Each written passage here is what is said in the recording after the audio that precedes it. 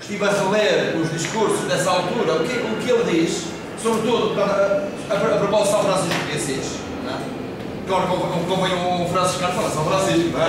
Convém, foi por isso que eu vim cá, não. Então, esse seria o primeiro momento, quase um sublinhar algumas expressões utilizadas nessa altura pelo Papa João Paulo II.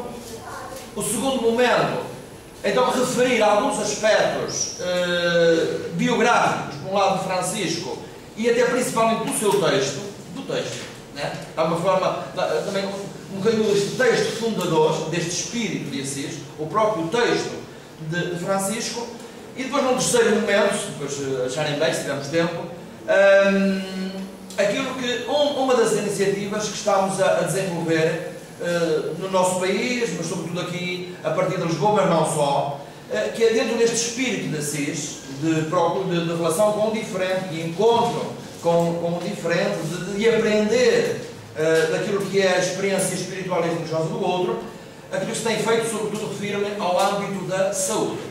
Portanto, eu normalmente prefiro falar daquilo que ignoro menos, não é? E falo no meio também da minha experiência e daquilo que temos feito.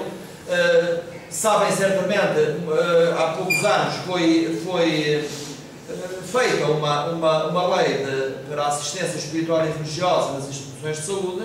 Entretanto, foi criado um grupo de trabalho interreligioso, que seria um bocadinho desta experiência que depois podemos falar aqui, que vem dentro daquilo que são as intuições deste espírito de Assis.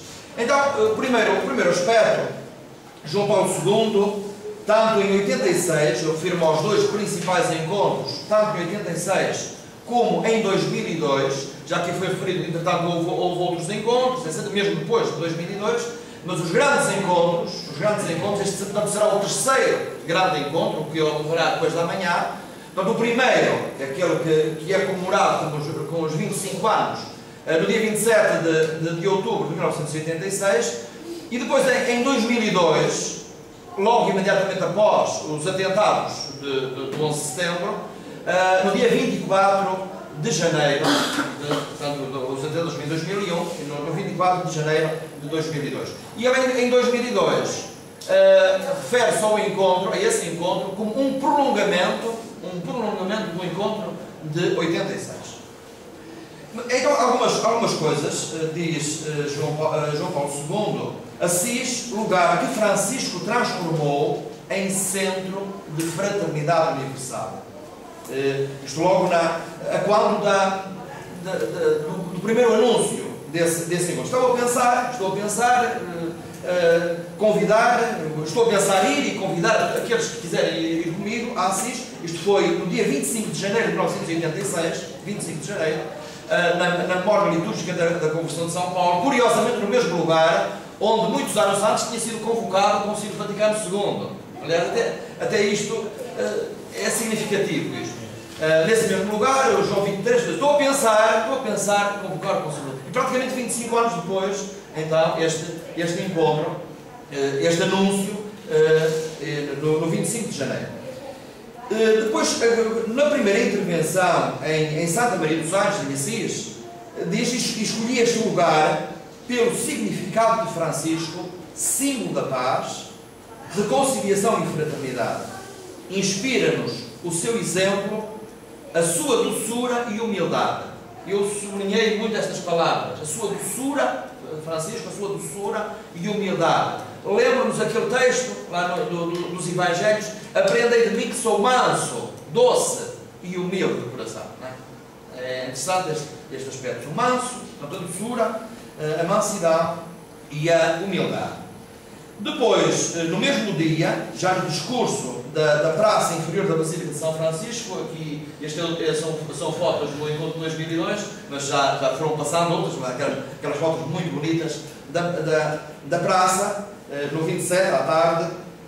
Ele diz, aqui associado Clara, né, Francisco e Clara, encarnação de um ideal, e repete, de um ideal feito de doçura, de humildade e de um profundo sentido de Deus e de um compromisso a servir a todos. Esta ideia de compromisso, depois, é interessante dialogarmos sobre ela, Porque aquilo que há pouco estava a ser dito em relação aos direitos humanos, e há alguma coisa em que uma espécie de suplemento de alma, de suplemento de vida das religiões, passa exatamente por aquilo que... E isso está presente tanto no primeiro encontro de Assis, em 86, como depois no segundo, e essencialmente no segundo. Porque foi lido mesmo um compromisso.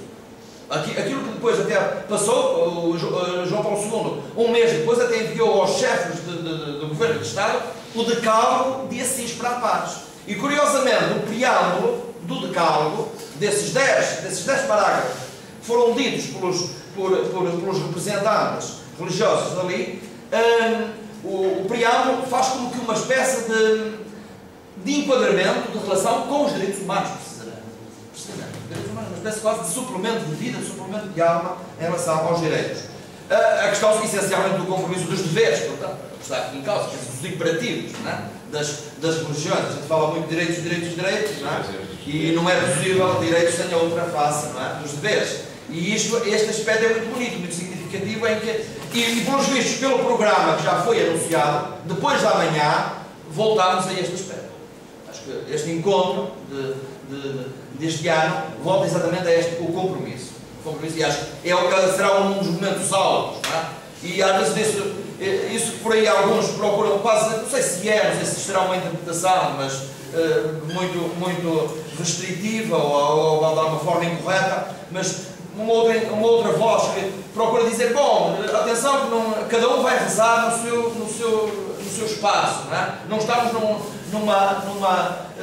para evitar, digamos assim, qualquer leitura sincretista. Penso que isso não é que é o mais, isso não é o mais significativo, não é? Se é sincretismo ou se não é sincretismo, eu como franciscano diria, isto para mim não me interessa absolutamente nada, não é? O que importa é o que depois sai dali realmente, não é? Mas essas vozes logo desde o primeiro encontro, alguns quase se sentiram na obrigação de dizer, atenção que não estamos a promover o sincretismo religioso. Isso depois são aspectos que podemos depois dialogar um pouco. Já depois em 2002 refere-se a esse encontro Assis, onde tudo fala de um singular profeta da paz chamado Francisco, seus ideais de justiça, de reconciliação e de paz. Aqui ele convida-nos ao cântico de louvor. Portanto, aquele serve o cântico das criaturas, que daqui um bocadinho, se tivermos algum tempo, podemos referir algumas coisas. Em 86, João Paulo II terminou o seu discurso com oração e compromisso. Aquilo o Senhor fazei de mim um instrumento da vossa paz, onde houver ódio, que houver amor, onde houver, portanto, essa ideia sempre de compromisso. Ainda que, se em 86 não houve um momento formal de compromisso, não é? No contexto, não é? Daquilo que já podemos ter isso, isso estava muito presente, coisa que depois acontece de maneira muito formal em 2002. Bento XVI, a quando do 20º aniversário do primeiro encontro, numa carta em 2006, ele envia essa mensagem ao bispo de Assis, refere-se a Francisco no seu modo exemplar de viver as bem-aventuranças. Felizes os pacificadores, porque serão chamados filhos de Deus. Ele é a referência para todos os que cultivam o ideal da paz, do respeito pela natureza, do diálogo entre as pessoas, religiões e culturas. Este aspecto mesmo ambiental, talvez a gente relacionemos demasiado o espírito de Assis só uma mera, digamos assim, um enquadramento social, questão política ou social, né? Tem, talvez política, sem dúvida nenhuma, social, mas num sentido muito amplo mesmo, e não apenas no âmbito dos conflitos bélicos, né? Acho que este aspecto foi retomado pelo Papa Bento XVI na mensagem de 2006. O tema deste ano, peregrinos da verdade, peregrinos da paz. É um tema muito bonito, muito significativo mesmo. O peregrino é um buscador, não é um possuidor, seja do que for, não é um peregrino. Então, alguém que está a caminhar, que está em busca de alguma coisa, em busca de verdade, em busca de mais verdade, em busca de mais paz, em busca de mais harmonia. E curiosamente eu gostava, uma vez que até já foi referido aqui ao encontro no Centro Cultural de Belém, no ano passado, há uma frase que foi lá dita que nenhum Papa disse. Que nenhum Papa, é a primeira vez que um Papa diz isto. A Igreja Católica está a aprender com as outras pessoas, a aprender a relacionar-se e a dialogar com as outras verdades e com as verdades dos outros. Eu não sei se estou a citar de memória, mas penso que... Mais uma coisa, é isso, depois ele acrescenta, a Igreja tem de aprender a estar no mundo. Exatamente. E isto é a primeira vez que um Papa disse. Esta afirmação foi feita pela primeira vez aqui em Lisboa por um Papa. E vai muito nisto. O Espírito da Cidade precisa disto. Estamos a aprender a respeitar, a dialogar com outras verdades, com as verdades dos outros. Isso é um discurso histórico, sem dúvida alguma, esse. Então, este é o primeiro ponto. O segundo, assim muito rapidamente, algumas palavras de Francisco sobre este assunto. No Testamento, quando ele diz: esta situação me revelou o Senhor que dissesse, o Senhor que te paz. Isto como de alguma forma, um dos textos fundadores. Depois, na regra, diz a certa altura isto: aconselho, admoesto e exorto no Senhor Jesus Cristo a todos os meus irmãos que, quando vão pelo mundo, não litiguem, nem questionem, nem censurem os demais, mas sejam mansos, pacíficos e modestos, sossegados e humildes, e a todos falem honestamente como convém. Palavras num texto de caráter jurídico, na regra, a regra que todos os frades professam. Portanto, esta é a recomendação de Francisco, esta forma, digamos assim, de estar, de se relacionar com as outras pessoas, não julgando, seja como for, mas propondo, não se impondo, mas propondo. Quer dizer, neste espírito de diálogo, de abertura, de acolhimento do outro, etc. Acolhimento esse, não tanto de palavras, mas sobretudo de gesto. Talvez o gesto mais significativo terá levado, sem dúvida alguma, João Paulo II a escolher Assis. Ocorre em 1219, quando Francisco, estamos em tempo de cruzadas, na tomada de Damieta, procura o diálogo, procura estabelecer laços de afeto e proximidade com os muçulmanos. Portanto, aquilo e curiosamente, os biógrafos têm uma expressão muito bonita, que Francisco terá dito lá ao sultão: eu venho cá em nome do Deus Altíssimo. Isto é muito significativo. Eu venho cá falar contigo em nome do Deus Altíssimo. Eu não venho cá em nome do Papa. Não podia dizer isto, não é? Claro que eu não podia dizer isto. Então, em nome do Deus Altíssimo. É muito bonito o biógrafo a fazer esta leitura, esta interpretação deste encontro de Francisco com o Islã. Este é um dos episódios mais significativos da biografia de Francisco. Neste encontro na outra margem, não é? Como um autor que eu gosto de dizer, encontro no diferente. No contexto em que a Igreja Católica nessa altura relacionava-se com o Islã, com a guerra de Francisco de Borbões, o encontro da partilha fraterna. Depois um outro aspecto, um outro traço, uma outra página da biografia de Francisco em 1225.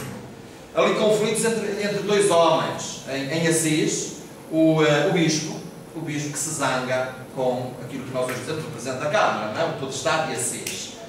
E é exatamente desse contexto que surge uma das mais belas estrofes do Cântico das Criaturas, que é esta: louvado sejas, meu Senhor, por aqueles que perdoam com o teu amor e suportam enfermidades e tribulações.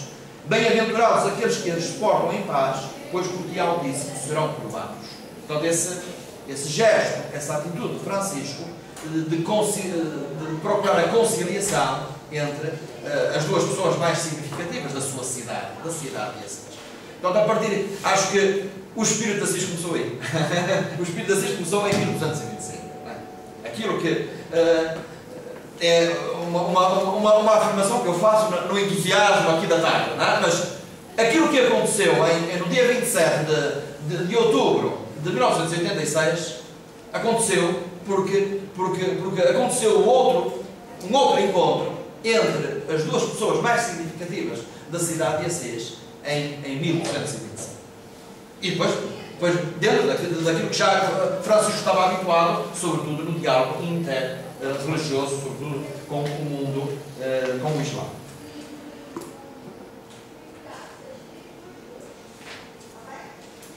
Para terminar este último aspecto, este terceiro aspecto, já não para depois ter tempo para dialogar, é melhor.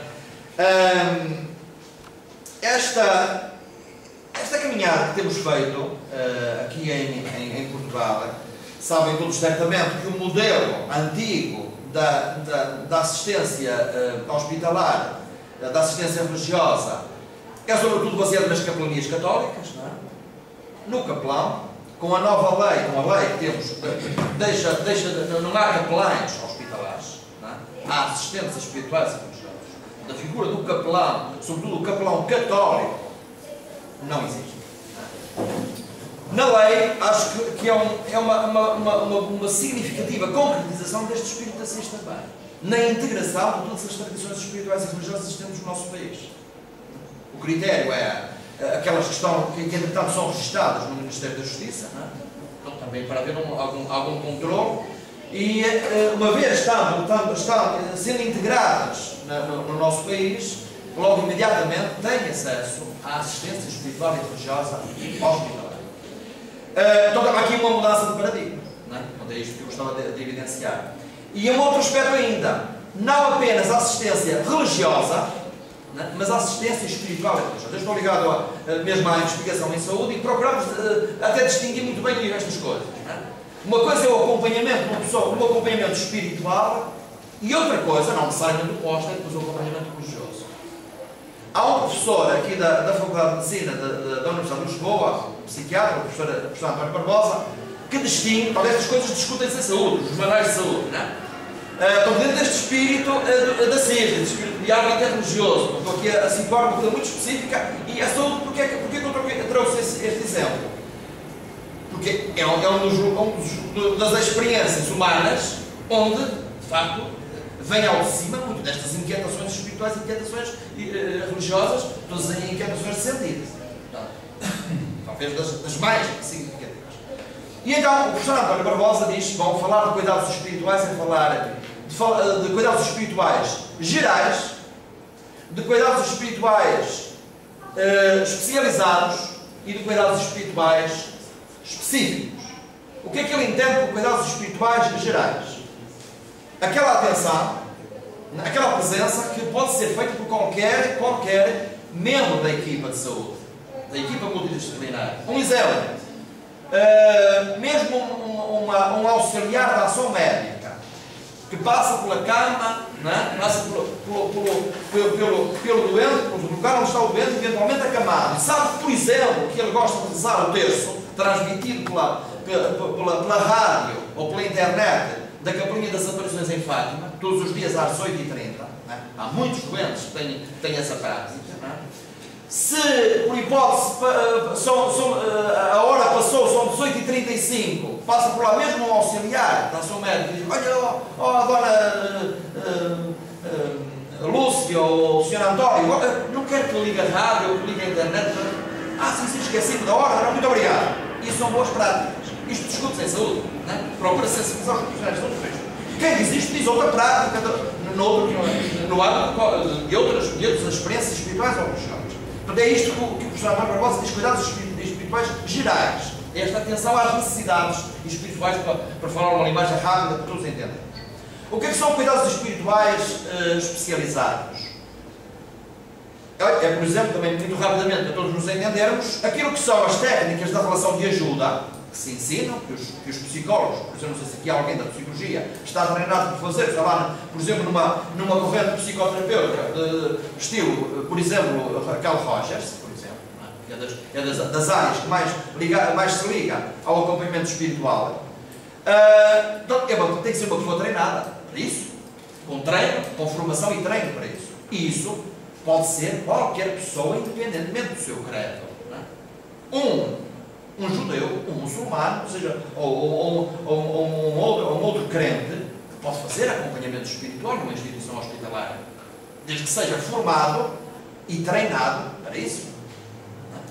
A lei que temos atualmente prevê isto. Não é? Agora vão perguntar em que hospitais é que se fazem isso? Por enquanto não se faz praticamente nada, não é? Mas estamos a caminhar nesse sentido.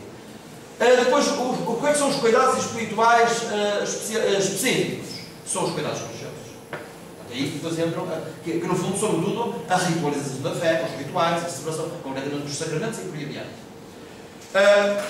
E este aspecto é o que se tem procurado implementar, sobretudo com um grupo de trabalho de religiões de saúde, que neste momento em Portugal estão representadas 10 confissões religiosas.